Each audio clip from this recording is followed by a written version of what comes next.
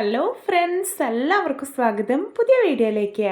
ഇന്ന് ഞാൻ വന്നിട്ടുള്ളത് നമുക്ക് ബ്രേക്ക്ഫാസ്റ്റ് ആയിട്ടോ അല്ലെങ്കിൽ ഈവനിങ് സ്നാക്ക് ആയിട്ട് കഴിക്കാൻ പറ്റുന്ന രുചികരമായിട്ടുള്ള ഒരു ഗോതമ്പ് ബോണ്ടയുടെയും അതിൻ്റെ കൂടെ കഴിക്കാൻ പറ്റുന്ന ഒരു കടലപ്പരിപ്പ് ചട്നിയുടെയും റെസിപ്പി ആയിട്ടാണ്. വീഡിയോ കണ്ടിട്ട് ഇഷ്ടപ്പെടുവാണെങ്കിൽ ലൈക്ക് ചെയ്യുക, ഷെയർ ചെയ്യുക, കമൻറ്റ് ചെയ്യുക, ചാനൽ സബ്സ്ക്രൈബ് ചെയ്യാനും മറക്കരുത്. അപ്പോൾ നമുക്ക് നേരെ വീഡിയോയിലോട്ട് പോവാം. ആദ്യം തന്നെ നമുക്ക് കുറച്ച് ഇൻഗ്രീഡിയൻസ് ചതച്ചെടുക്കാം. അതിനായിട്ട് മിക്സിയുടെ ചെറിയ ജാറിലോട്ട് ഒരു 15 ചെറിയ ഉള്ളി ഇട്ടെടുക്കാം. ഇതിലോട്ടൊരു ചെറിയ 3 കഷ്ണം ഇഞ്ചി കട്ട് ചെയ്തിട്ട് കൊടുക്കുന്നുണ്ട്. ഇനി ഇതിലോട്ടൊരു 5 പച്ചമുളകും കുറച്ച് കറിവേപ്പില ഇട്ട് കൊടുക്കാം. ഇനി ഇതെല്ലാം ഒന്ന് ചതച്ചെടുത്ത് വരാം. ഇപ്പോൾ ഇതാ ഇൻഗ്രീഡിയൻസ് എല്ലാം നല്ലപോലെ ചതച്ചെടുത്തിട്ടുണ്ട്. ഇനി നമുക്കിത് മാറ്റി വയ്ക്കാം.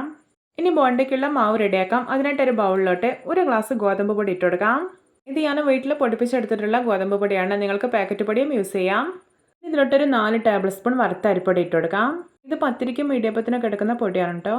ഇനി ഇതിലോട്ടൊരു 4 ടേബിൾ സ്പൂൺ കടലപ്പൊടി കൂടെ ചേർക്കുന്നുണ്ട്. ഇനി ഒരു പുളിക്ക് വേണ്ടിയിട്ട് 2 ടേബിൾ സ്പൂൺ നല്ല പുളിയുള്ള തൈര് കൂടെ ചേർക്കുന്നുണ്ട്.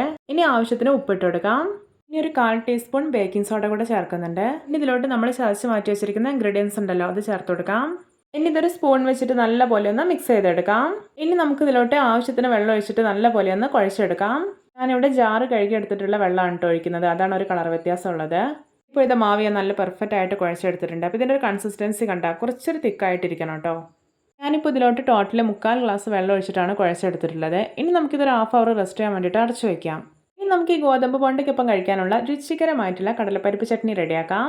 അതിനായിട്ട് മിക്സിയുടെ ചെറിയ ജാറിലോട്ട് 5 ടേബിൾ സ്പൂൺ തേങ്ങ ചിരകിയത് ചേർത്ത് കൊടുക്കാം. ഇനി ഇതിലോട്ടൊരു 4 വറ്റൽമുളക് കട്ട് ചെയ്ത് ചേർക്കുന്നുണ്ട്. ഞാനിവിടെ ഒരു 1 ടേബിൾ സ്പൂൺ കടലപ്പരിപ്പ് അരമണിക്കൂർ ഒന്ന് കുതിർത്തെടുത്തിട്ടുള്ളതാണ്. അതുകൂടി ഇതിലേക്ക് ചേർത്ത് കൊടുക്കാം.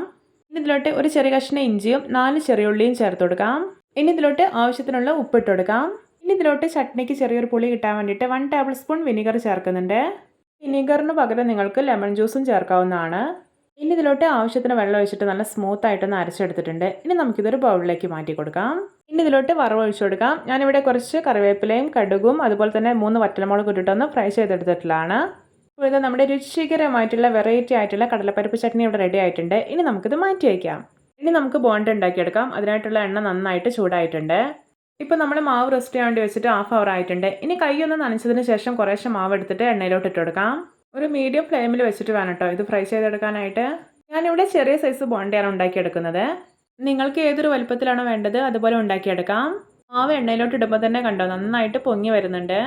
വളരെ സിമ്പിളായിട്ട് ഉണ്ടാക്കിയെടുക്കാൻ പറ്റുന്ന നല്ല ടേസ്റ്റി ആയിട്ടുള്ള വീറ്റ് ബോണ്ടയുടെയും അതുപോലെ തന്നെ കടലപ്പരിപ്പ് ചട്നിയുടെയും റെസിപ്പിയാണിത്. എല്ലാവരും ഇതുപോലെ ഒന്ന് ഉണ്ടാക്കി നോക്കണേ, നിങ്ങൾക്ക് എന്തായാലും ഇഷ്ടപ്പെടും. ഇപ്പോഴത്തെ ബോണ്ടയുടെ ഒരു ഭാഗമൊക്കെ മുരിഞ്ഞ് കളറൊക്കെ ചേഞ്ച് ആയി വന്നിട്ടുണ്ട്. ഇനി ഇതെല്ലാം ഒന്ന് തിരിച്ചിട്ട് കൊടുക്കാം. ഇപ്പോഴത്തെ ബോണ്ടയുടെ 2 ഭാഗവും നല്ലപോലെ മുരിഞ്ഞ് നല്ലൊരു ബ്രൗൺ കളറായി വന്നിട്ടുണ്ട്. അപ്പോൾ ഇത് റെഡി ആയിട്ടുണ്ട്. ഇനി നമുക്കിത് എണ്ണയിൽ നിന്ന് കോരി മാറ്റാം. ഇതാ നമ്മുടെ രുചികരമായ ഗോതമ്പ് ബോണ്ട റെഡി. നോക്കി കാണുമ്പോൾ തന്നെ കൊതിയായിരുന്നില്ലേ?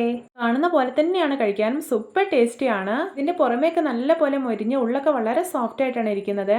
ഇത് നല്ല ചൂടോടെ തന്നെ ഈ ഒരു ചട്നിക്കൊപ്പം കഴിക്കണം, അപ്പോഴാണ് റിയൽ ടേസ്റ്റ് അറിയുന്നത്.